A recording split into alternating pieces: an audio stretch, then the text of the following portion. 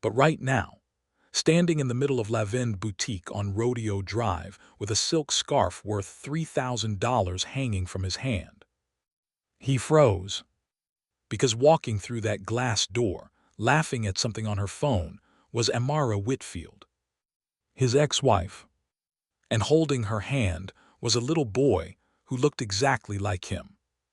The boutique suddenly felt too small, too bright, too everything. Yi's heart slammed against his ribcage like it was trying to escape. The boy couldn't have been more than 6 or 7 years old. He had Yi's eyes, his nose. Even the way his hair fell across his forehead was identical to Yi's childhood photos. Amara hadn't seen him yet. She was crouched down, adjusting the collar of the boy's jacket, her long braids falling over one shoulder. She looked exactly the same as she did 3 years ago, except somehow even more beautiful. Her brown skin seemed to glow under the boutique's crystal chandeliers, and when she smiled at the boy, Yi felt something twist in his chest. A sales associate glided toward her. "Welcome to Lavend. How can I help you today?" "Just browsing, thank you," Amara said warmly, standing up. Her voice still did things to him. The boy tugged her hand. "Mama, can we look at the toys?" "Baby, this isn't a toy store," Amara said with a soft laugh. "But we can grab ice cream afterwards, okay?" Mama. She was his mother. Which meant... Yi's mind raced through calculations. They divorced 3.5 years ago. The boy looked about 6, maybe 7, which meant Amara had been pregnant when she left him. And never told him. The shopping bag hit the marble floor with a soft thud. The sound made Amara look up. Their eyes met across the boutique. Yi watched the color drain from her face. Her hand tightened around the boy's, and for a moment she looked like she might run. But Amara Whitfield had never been a runner. She'd always faced everything head-on, even when it destroyed her. It was one of the things Yi had loved most about her, and one of the things that had driven them apart. "Camden, baby, stay close to me," Amara said quietly, never breaking eye contact with Yi. Camden, the boy's name was Camden. Yi's feet moved before his brain caught up. He crossed the boutique in 4 long strides, his designer shoes clicking against the floor. He must have looked intimidating because the sales associate actually stepped back, but Yi barely noticed. "Amara," he said, and his voice came out rougher than he intended. "Yi," she replied coolly, but he could see her pulse jumping at her throat. She was nervous. Good. He was barely holding it together himself. Camden looked up at him with wide, curious eyes. "Mama, who's that?" The question hit Yi like a physical blow. His son didn't know he existed. "An old friend," Amara said quickly, too quickly. "Camden, why don't you go look at those fancy pillows over there? Stay where I can see you." Okay, Camden ran off, his little sneakers squeaking on the polished floor. The moment he was out of earshot, Yi leaned in. "An old friend," he repeated, his voice dangerously quiet. "Is that what we're calling it now?" Amara crossed her arms. "What do you want me to say, Yi? This isn't the time or place." Then Yi demanded, "Because I'm looking at a kid who has my face, Amara, my face, and you're standing here acting like I'm some random stranger." "You are a stranger to him," Amara shot back, her voice sharp, "and that's exactly how it needs to stay." The words cut deeper than any knife. Yi took a breath, forcing himself to stay calm. Losing his temper had never worked with Amara. She just shut down completely, and he'd be left with nothing but stone walls and silence.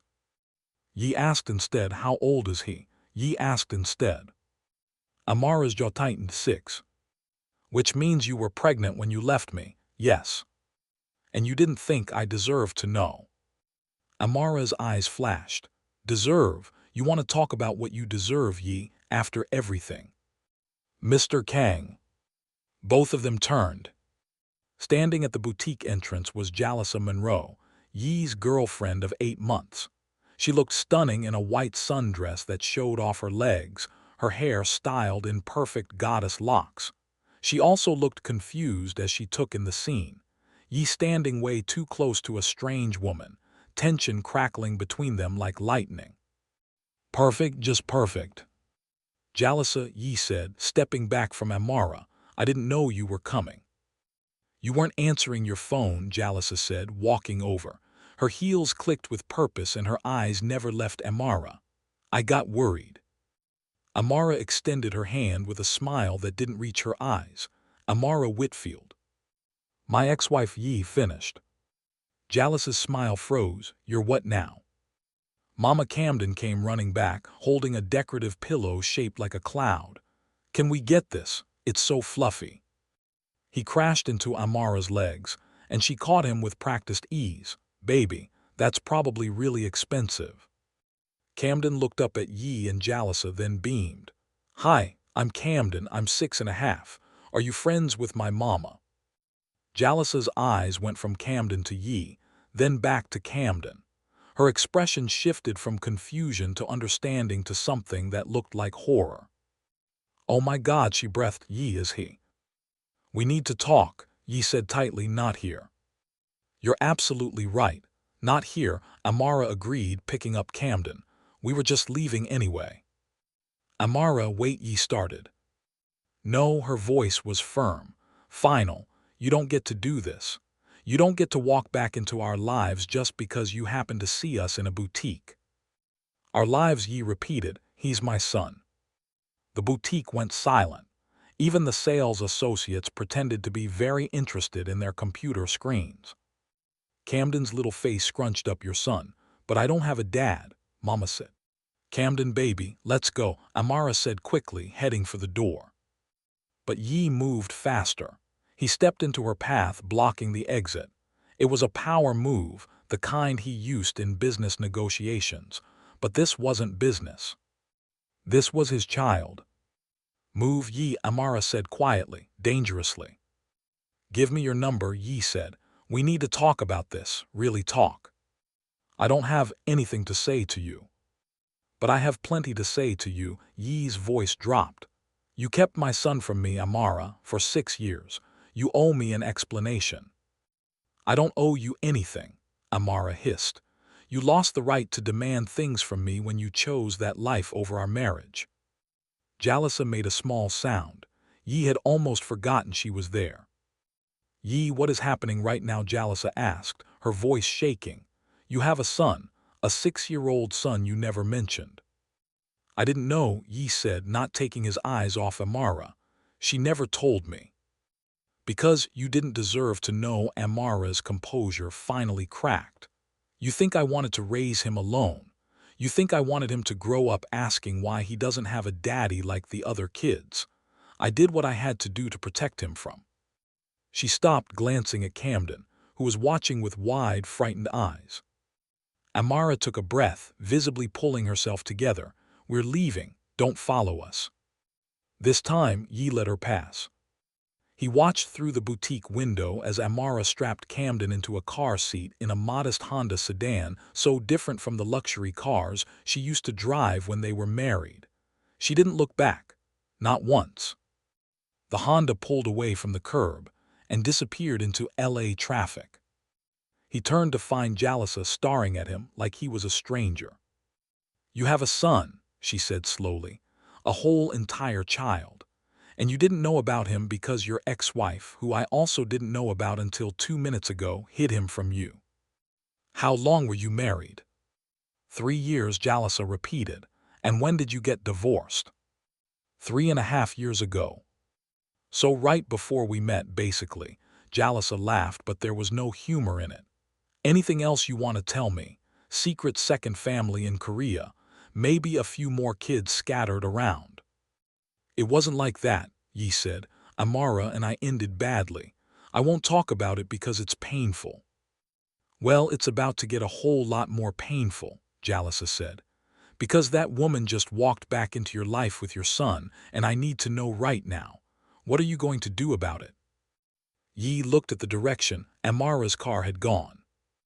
I'm going to get my son back, he said. 3 hours later, Yi sat in his penthouse office in downtown LA, staring at his computer screen. Finding Amara had taken exactly 20 minutes and 2 phone calls. People thought he was just in the import business, but Yi had connections that ran deep. Too deep, Amara used to say. It was why she'd left. She was living in Carson now, a middle-class neighborhood about 20 miles south. She worked as a pediatric nurse at a children's hospital. Her social media was private, but he'd found her LinkedIn, which showed she'd been at the same hospital for 4 years. No mention of Camden anywhere online. She'd kept him completely hidden. Smart. His phone buzzed. Jalissa. Jalissa, we need to talk. Jalissa, like really talk. Jalissa, are you going to respond, or just leave me to read? Yi sighed and called her. She picked up on the first ring, finally. I'm sorry, Yi said, today was a lot. That's an understatement. Jalissa's voice was tight. I've been thinking and I need to know the truth. Why did you and Amara really divorce? It's complicated. Uncomplicated. Yi leaned back in his chair, looking out at the LA skyline. The sun was setting, painting everything gold and orange. My family business isn't exactly legal, he said carefully. The import company is legitimate, but there are other aspects, things I can't talk about. Amara knew some of it when we got married, but not everything. When she found out the full truth, she couldn't handle it. What kind of things? Jalissa asked. The kind that could get people hurt, Yi said. She wanted me to leave it all behind. I told her I couldn't, so she left me instead. And now she's back. She's not back, I ran into her. Yi, don't be stupid, Jalissa said bluntly. She's back in your life whether she wants to be or not. You have a son with her, that changes everything. It doesn't change how I feel about you. Jalissa's voice went soft. Be honest with yourself. When you looked at her today, what did you feel? Yi closed his eyes. He'd felt like the ground was falling out from under him. He'd felt angry and betrayed and confused. But underneath all of that, there had been something else. Something he didn't want to name. I felt like I'd been punched in the chest, he admitted. But not because I still love her, because she kept my son from me. Are you sure about that? Okay, Jalissa took a breath. Then I'm going to support you through this. But I need you to be straight with me from now on. No more secrets. No more hidden ex-wives or secret kids. Got it, Yi said, relief flooding through him. Thank you. Don't thank me yet, Jalissa said. You still have to figure out what you're going to do about Amara and Camden. And something tells me that's not going to be easy. She had no idea how right she was. After they hung up, Yi pulled up the address he'd found for Amara. A small house on a quiet street, probably a rental based on the property records. He should wait, give her time to cool down, approach this rationally. But every time he closed his eyes, he saw Camden's face.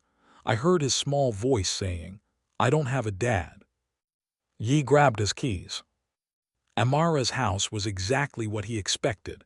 Small, neat, with a little garden in front and a bicycle on the porch.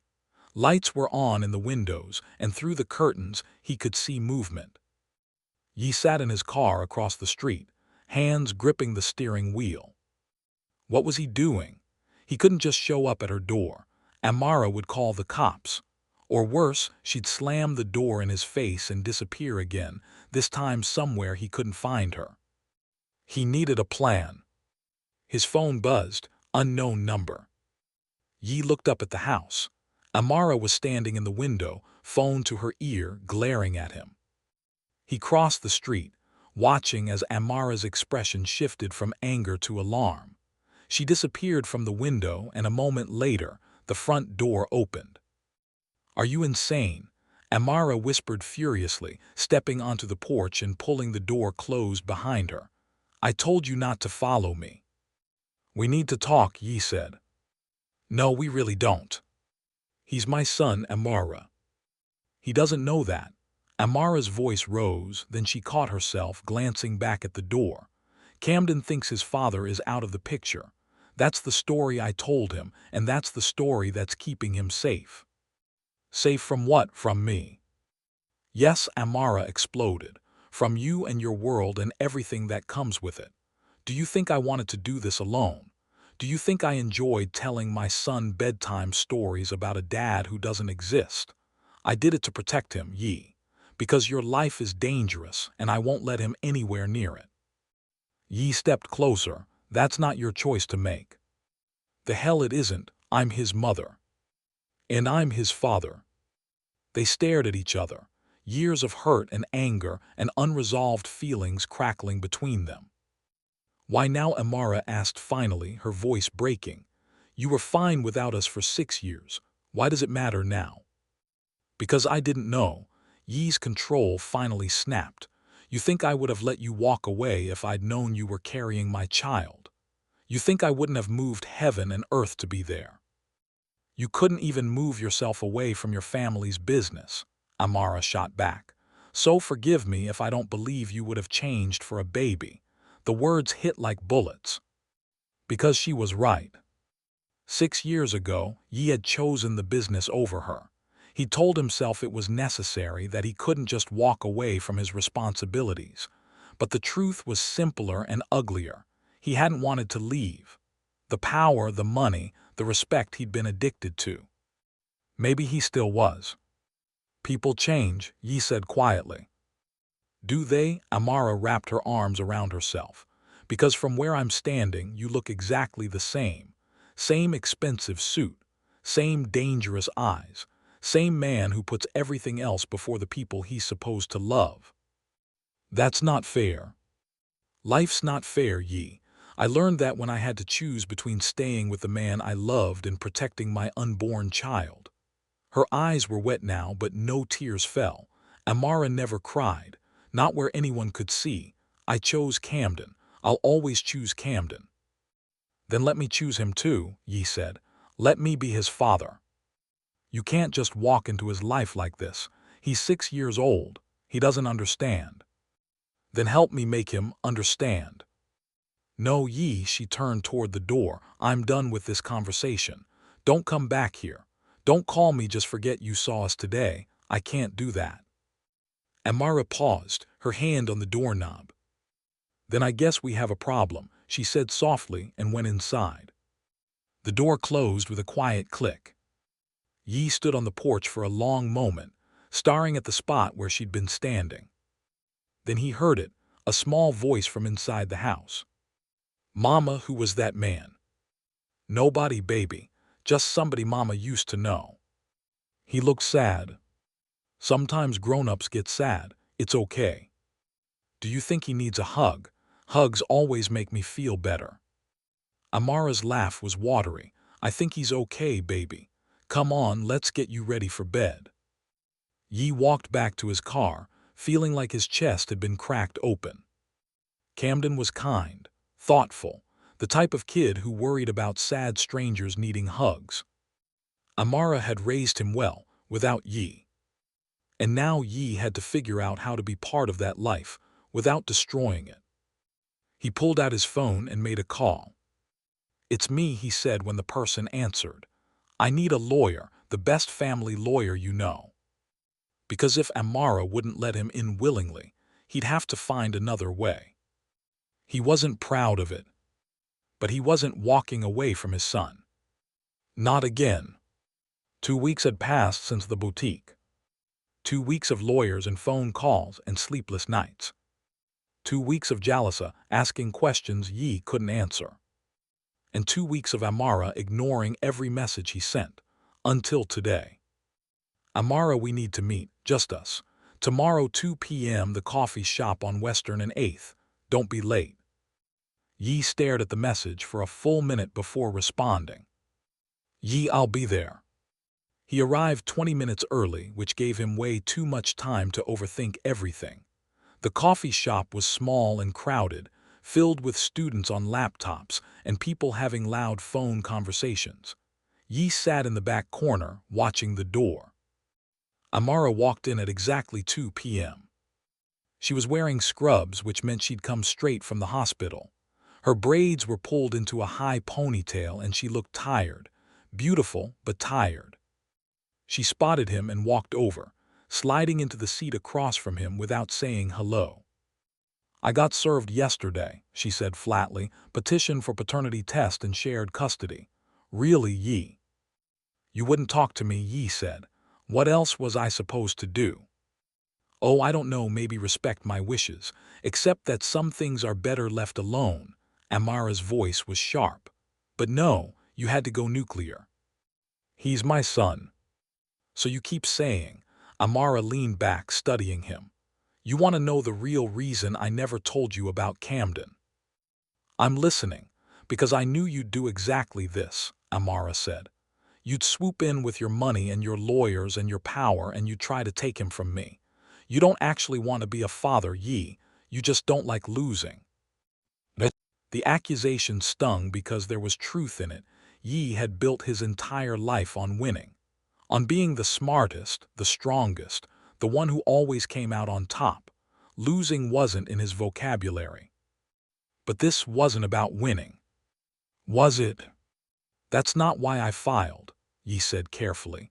"I filed because you made it clear you weren't going to give me a chance any other way. What would you have done in my position?" "I would have trusted that the other person had good reasons for their choices," Amara said.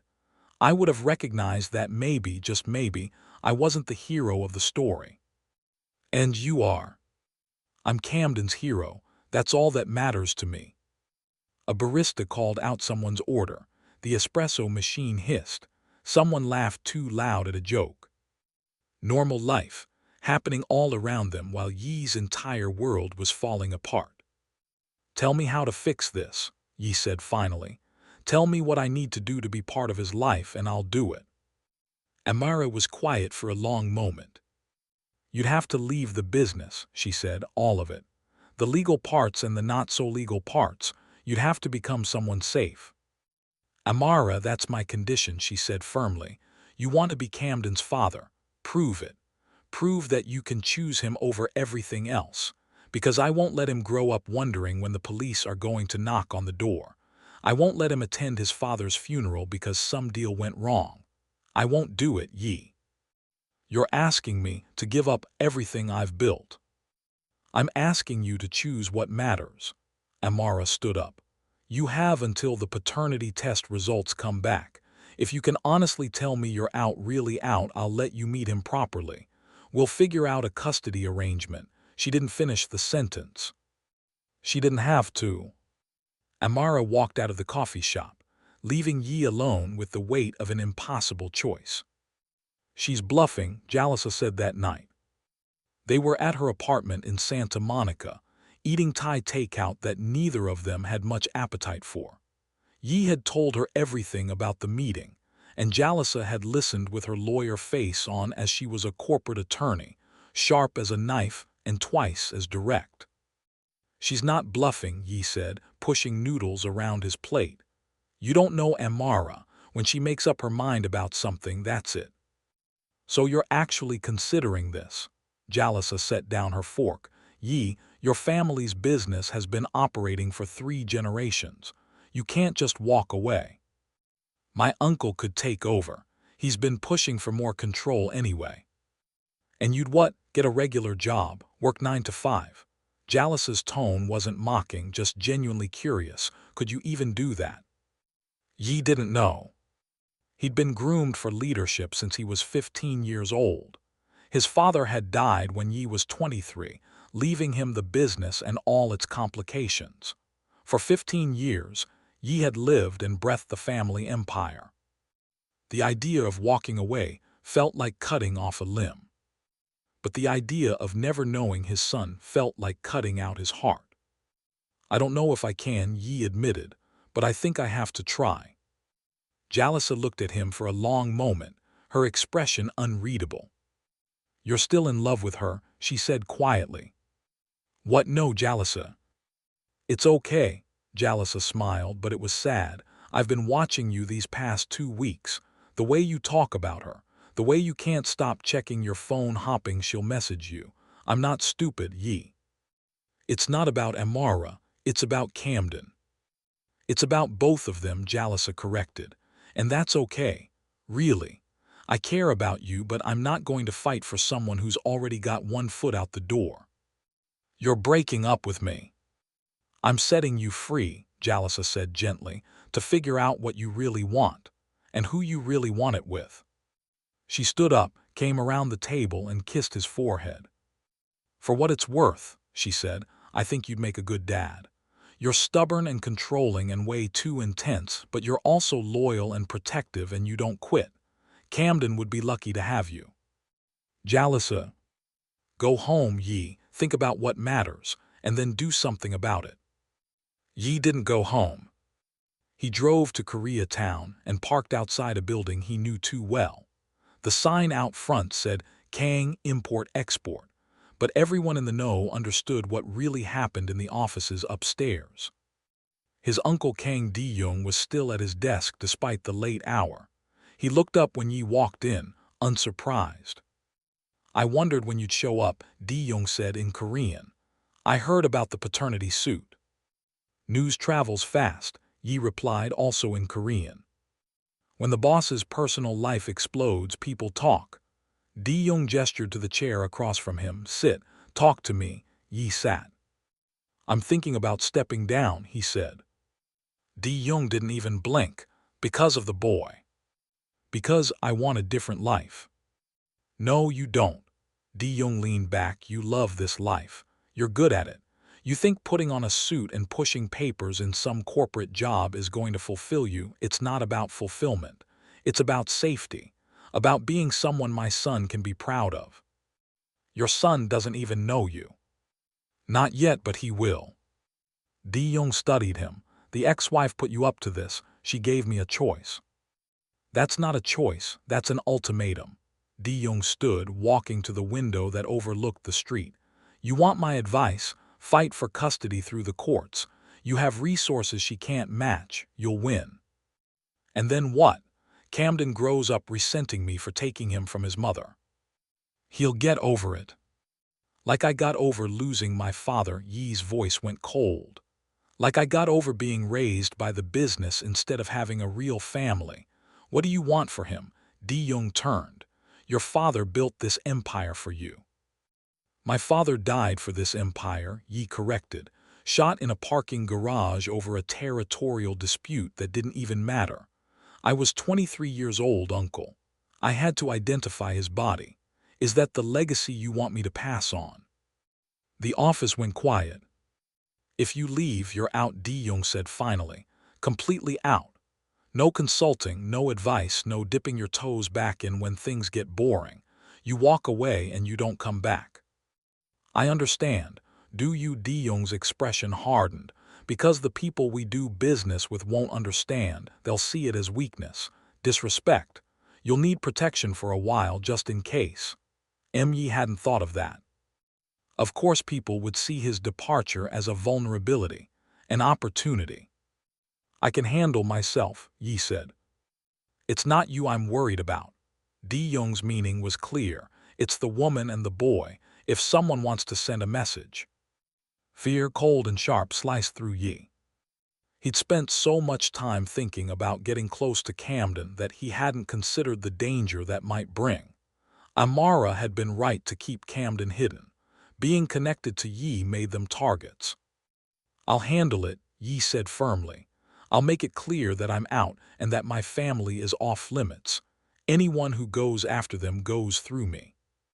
Big talk for someone who's planning to go legitimate. I said I'm leaving the business. I didn't say I was becoming defenseless. Di-young almost smiled. There's the nephew I know. For a minute I thought you'd gone soft. I'm not soft. I'm choosing differently. Same thing in our world. Maybe it was. But Yi was done living in that world. He stood, extending his hand. I'll have my formal resignation on your desk by Friday. The transition should take about a month. Di-young shook his hand. You're making a mistake. Maybe, Yi said, but it's my mistake to make. He walked out of the building, feeling lighter than he had in years. Scared but lighter. Now he just had to tell Amara. The paternity test results came back on a Thursday. Yi already knew what they'd say Camden was his. No question, but seeing it in writing made it real. He had a son. A son who liked fluffy pillows and giving hugs and making his mother laugh. A son who deserved better than a part-time father, with one foot in the criminal underworld. Yi called Amara. She answered on the third ring. I got the results too. Can we meet? Yi asked. I have something to tell you. I'm at work until 6. After that, I have to pick up Camden from aftercare. I'll come to you, just tell me where. Amara was silent for a moment. The park on Avalon and 220th, 7 o'clock. Camden will be there, but we can talk while he plays. I'll see you then, Yi said. Amara's voice was softer now. What did you decide? You'll find out tonight. He hung up before she could respond. The park was busy for a Thursday evening. Kids ran around screaming, parents pushed swings, and a group of teenagers took over the basketball court. Yi spotted Amara immediately. She was sitting on a bench watching Camden climb on the jungle gym. She'd changed out of her scrubs into jeans and a simple t-shirt, and her braids were down around her shoulders. She looked young, vulnerable, like the woman he'd fallen in love with 9 years ago. Yi walked over and Amara looked up. Their eyes met and something passed between them. Recognition, maybe, or memory. Hi, Yi said. Hi, Amara replied. He doesn't know you're coming. I didn't want to say anything until I knew what you decided. I've gotten good at protecting him. She patted the bench. Sit, talk to me. Yi sat, keeping a respectful distance. I'm out, he said simply. I gave my uncle my resignation. I'm transitioning everything over the next month and then I'm done. Completely done. Amara's eyes widened. Yi, are you serious? You said that was your condition, so that's what I'm doing. But your family's business, your whole life, doesn't matter as much as knowing my son, Yi finished. You were right, Amara, about all of it.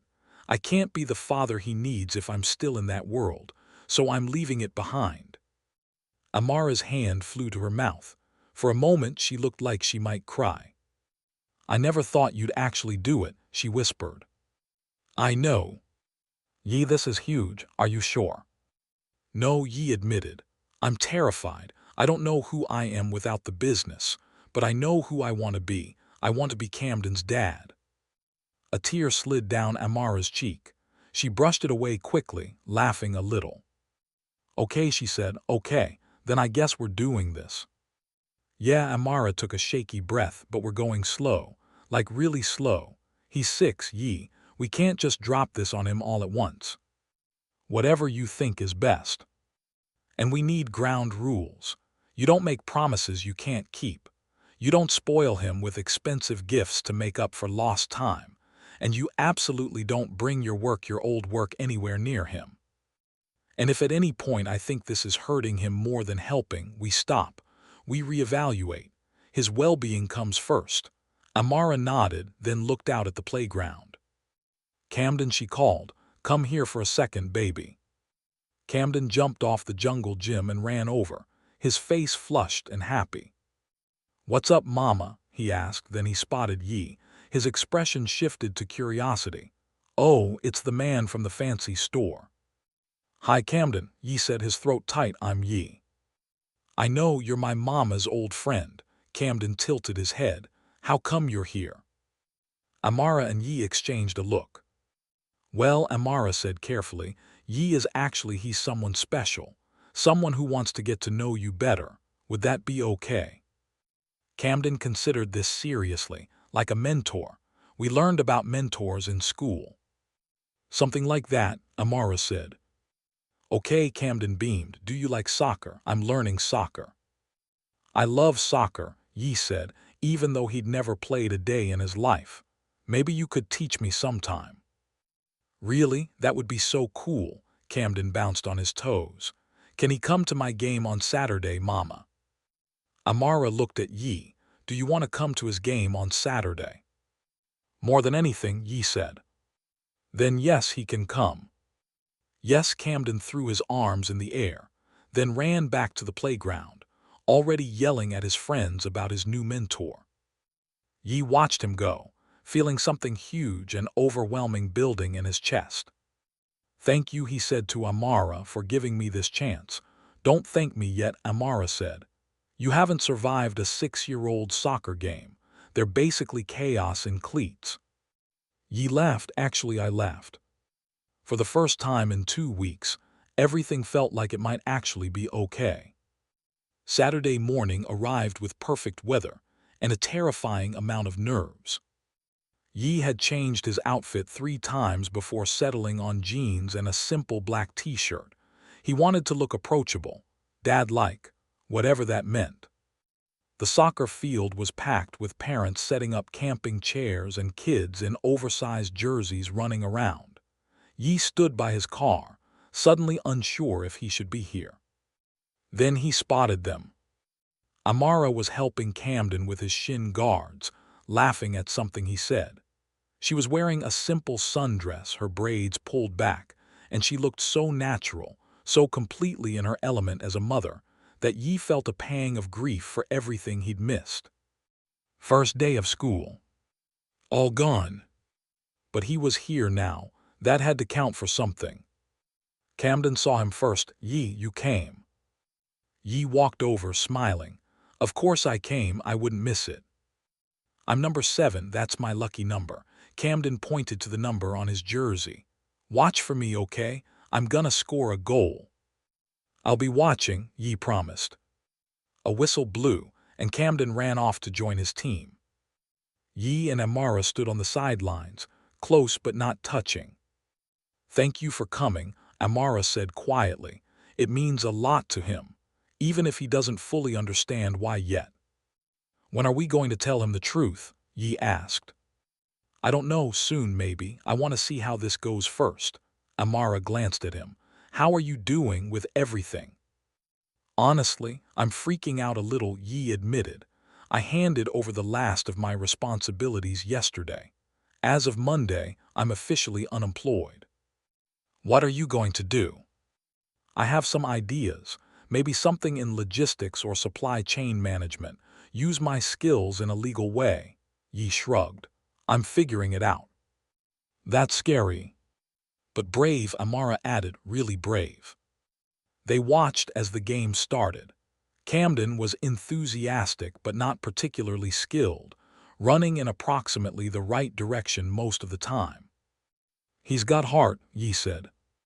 He gets that from me, Amara said with a smile. The stubbornness, though, that's all you. Hey, stubbornness is a virtue. Is that what we're calling it? They laughed, and for a moment it felt like old times. Easy, comfortable.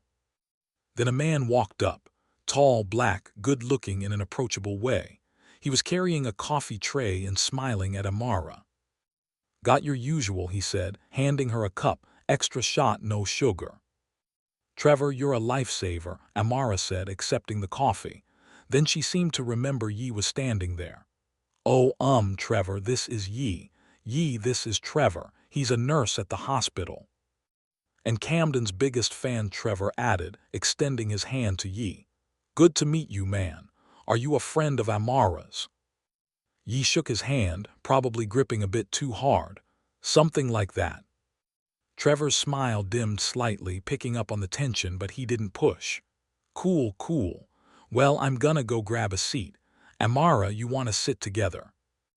Actually, I'm going to stay here with Yi, Amara said. But thanks for the coffee. Anytime. Trevor shot Yi one more curious look before walking away. Yi waited until he was out of earshot. Who's that? A friend, Amara said firmly. He brought you coffee, with extra shots, no sugar. Friends don't memorize coffee orders. Yi don't. Don't what? I'm just asking. We're not doing this, Amara cut him off. You don't get to be jealous. We're divorced. My personal life is none of your business. She was right. Yi knew she was right.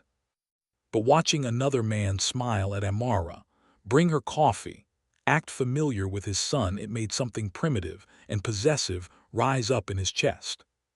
"You're right," Yi said tightly. "Sorry." They watched the game in tense silence. Camden did not score a goal. In fact, his team lost 3-1. But he came running over afterward with a huge smile anyway, sweaty and covered in grass stains. "Did you see me almost?" asked excitedly.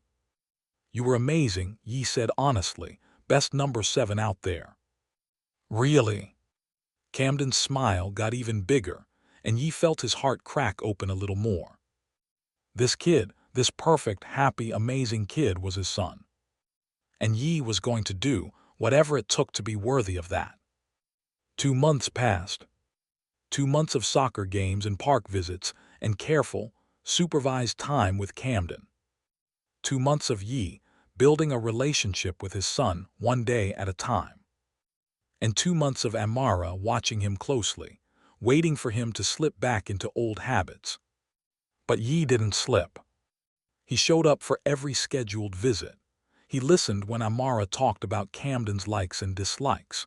He learned to braid hair badly and play video games worse, and make pancakes shaped like dinosaurs surprisingly well.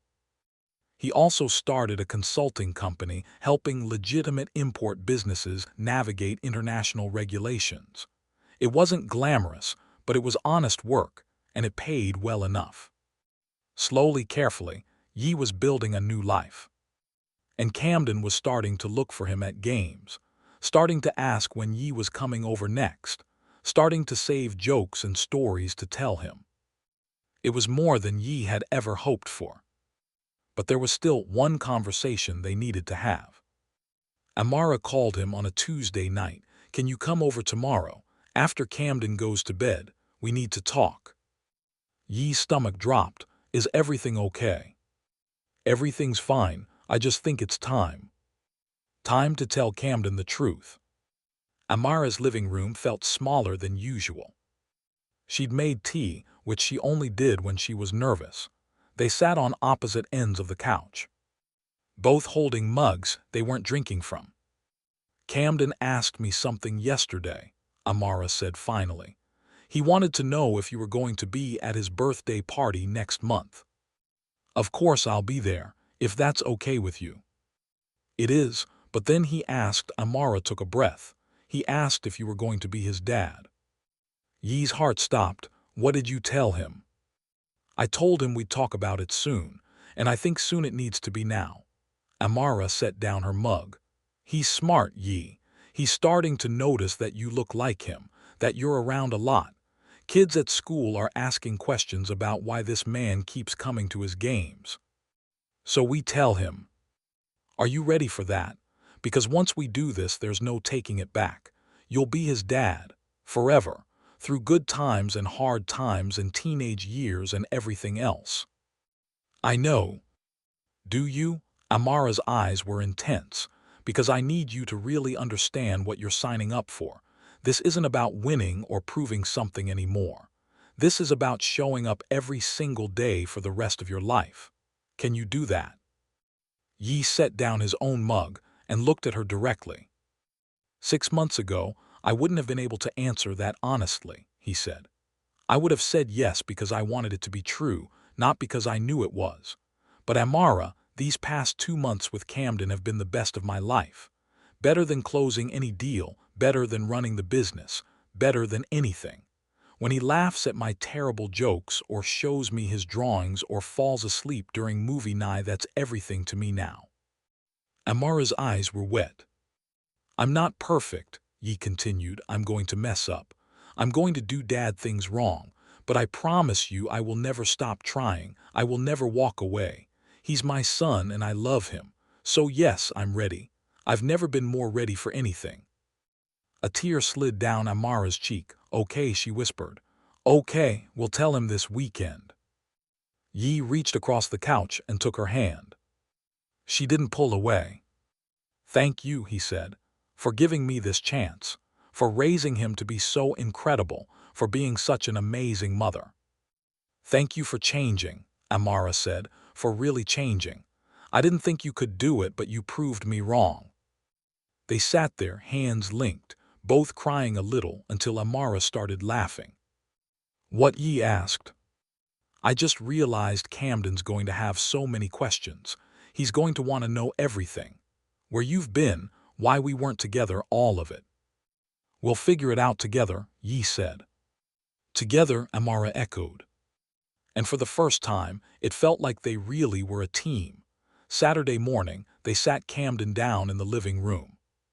He looked between them, confused. "Am I in trouble?" "No, baby, you're not in trouble," Amara said, pulling him onto her lap even though he was really getting too big for it. "We just need to tell you something important." Camden's eyes went wide. "Are you sick? Is Yi sick?" "Nobody's sick," Yi said quickly. "It's actually good news. At least we think it's good news." "Okay." Camden was clearly skeptical. Amara took a breath. "Camden, you know how you've been asking about your dad?" "Yeah, you said he wasn't around." "I did say that, and it was true at the time." Amara glanced at Yi, who nodded encouragingly. "But the thing is, your dad is around now. He's been around for a couple months actually." Camden's little forehead wrinkled. "I don't understand." Yi moved to kneel in front of them, putting himself at Camden's eye level. "Camden," he said gently, "I'm your dad." Silence. Camden looked at Yi, then at Amara, then back at Yi. "Really?" he asked in a small voice. "Really?" Yi confirmed. "I know this is confusing and I'm sorry I wasn't here before, but I'm here now and I want to be your dad, if that's okay with you." Camden stared at him for what felt like forever. Then his face crumpled and he started crying. Yi's heart broke. "Camden, I'm sorry." But Camden launched himself off Amara's lap and into Yi's arms, wrapping his small arms around Yi's neck and holding on tight. "I always wanted a dad," Camden sobbed into Yi's shoulder. "I always wanted one so bad." Yi held him, tears streaming down his own face. "I'm here now, buddy. I'm here and I'm not going anywhere." Amara was crying too, her hands pressed to her mouth.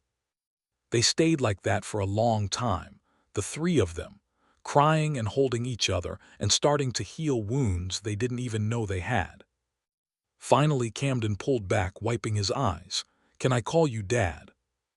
Yi could barely speak past the lump in his throat. "I would love that more than anything." "Okay, Dad." Camden tried it out, then smiled. "That sounds good." "Yeah," Yi agreed, his voice rough. "That sounds perfect." 3 months later, Yi stood in the kitchen of Amara's house, which was starting to feel a little bit like his house too, making his now famous dinosaur pancakes. Camden sat at the table, chattering about his upcoming science project. Amara leaned against the counter, drinking coffee and smiling. It wasn't perfect. There were still awkward moments and difficult conversations and nights when Yi lay awake wondering if he was doing any of this right. But it was real, it was honest. It was family. "Dad, you're burning the stegosaurus," Camden pointed out. "Oops." Yi flipped the pancake quickly, crisis averted. "You're a disaster in the kitchen," Amara said, but she was laughing. "Yet somehow I haven't poisoned anyone yet," Yi shot back. "The weak is young." Camden giggled, and the sound filled the whole kitchen with light. Later, after Camden had gone to play in his room, Amara and Yi cleaned up together. "Can I ask you something?" Amara said, drying a plate. "Do you regret it? Leaving the business, changing your whole life?" Yi thought about it honestly. He'd given up power, money, and the only identity he'd ever known. Some days it felt like he'd jumped off a cliff without knowing if there was ground below. But then he thought about Camden calling him Dad, about soccer games and bedtime stories, and teaching his son to ride a bike without training wheels. "Not even a little bit," Yi said. "This is harder than anything I've ever done, but it's also the most important. I'd make the same choice 1,000 times over." She bumped his shoulder with hers, and they finished the dishes in comfortable silence. Outside, the sun was shining. Camden was laughing, and for the first time in longer than he could remember, Yi felt like he was exactly where he was supposed to be. 6 months after that, Yi sat in family court. But this time, it wasn't for a custody battle. It was to finalize the custody agreement that he and Amara had worked out together. Shared custody, 50-50, with Camden splitting his time between both parents. The judge reviewed the documents, then looked at them over her glasses. "It's nice to see parents working together," she said. "The court approves this arrangement. Mr. Kang, you'll have equal parenting time and responsibilities." "Thank you, Your Honor," Yi said. Outside the courthouse, Camden was waiting with Amara's mother, who'd agreed to watch him during the hearing. "So," Camden asked eagerly, "is it official?" "It's official," Yi confirmed. "You're stuck with me now, kid." "Good," Camden grabbed both their hands. "Can we get ice cream to celebrate?" "It's 10 in the morning," Amara pointed out. "Perfect ice cream time," Camden argued. Yi and Amara looked at each other and laughed. "Ice cream it is," Yi said. They walked down the courthouse steps together, hands linked, heading toward whatever came next. Sometimes the biggest changes require the hardest choices. Yi had to give up everything he'd built to gain what truly mattered: a relationship with his son. He learned that real strength isn't about power or control. It's about being willing to transform yourself for the people you love. Amara learned that people can change, but only if they truly want to. She'd been right to protect Camden, but she was also brave enough to give Yi a chance when he proved he was serious about being a father. And Camden, he learned that families come in all shapes and sizes, and that it's never too late for love to find its way home. In the end, they all discovered that being a family isn't about being perfect. It's about showing up, doing the work, and choosing each other every single day. Because that's what real love looks like. Not easy, but it was worth it. Thanks for watching. If you like this story, like, comment, and subscribe.